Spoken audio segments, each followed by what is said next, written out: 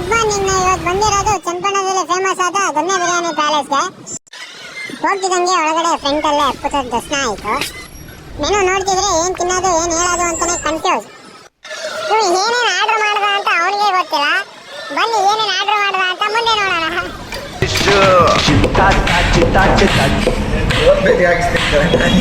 ಯಾವ ಬೋಳಿ ಮಗ ಹೇಳಿದ್ರಿ? ಏನ್ರಿ ಅದು ಮಾತಾಡೋದು? ಏನ್ ಮಾತಾಡ್ತಾರ್ರಿ? ಯಾವನ್ರಿ ಅವನು? ನಮಗೆ ಸ್ವಾಭಿಮಾನ. ಚಿಕನ್ ಬಿರಿಯಾನಿ ಮತ್ತೆ ಕಬಾಬ್ ತಿನ್ಬಿಟ್ಟು ನಾವೆಲ್ಲ ಸೈಡಿಗೆ ಬಂದ್ರೆ ಈ ನನ್ನ ಮಗ ಮಾತ್ರ ಒಬ್ನೇ ಇನ್ನೊಂದು ಪ್ಲೇಟ್ ಹೇಳ್ಕೊಂಡು ಒಬ್ನೇ ತಿಂತ ಕೂತಿದ್ದ. ನಿಮ್ದಪ್ಪಯ್ಯ ಅಂತೀನಿ, ದಯವಿಟ್ಟು ಇದನ್ನ ಹೇಳಿಕೆ ಬಿಟ್ಬಿಡಿ.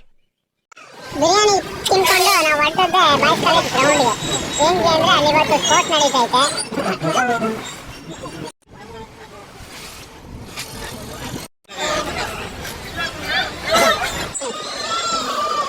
ಸ್ಪೋರ್ಟ್ಸ್ ಎಲ್ಲ ನೋಡ್ಕೊಂಡು ನಾವು ಹೊರಟಿದ್ದೆ ಪೀಟರ್ ಇಂಗ್ಲೆಂಡ್ ಕಡೆ. ಪೀಟರ್ ಇಂಗ್ಲೆಂಡ್ ಬಟ್ಟೆ ಶೋರೂಮಲ್ಲಿ ಮೊದಲು ನಾನು ಕೆಲಸ ಮಾಡ್ತಿದ್ದೆ. ಅದಕ್ಕೆ ಒಂದ್ಸರಿ ವಿಸಿಟ್ ಹಾಕೋಬರೋಣ ಅಂತ ಒಳಗಡೆ ಹೋದೆ. ಅಲ್ಲಿ ನೋಡಿದ್ರೆ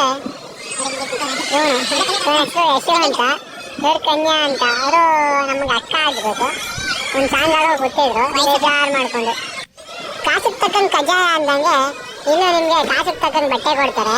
ಇಲ್ಲಿ ನೀವು ಬಟ್ಟೆ ತಗೊಂಡ್ರೆ ಕ್ವಾಲಿಟಿ ಕೂಡ ಚೆನ್ನಾಗಿರುತ್ತೆ, ಮತ್ತೆ ನಿಮ್ಮ ಕಲರ್ ಆಗೋದು ಏನೂ ಆಗಲ್ಲ, ಬಟ್ಟೆ ವಾರಂಟಿ ಕೂಡ ಕೊಡ್ತಾರೆ.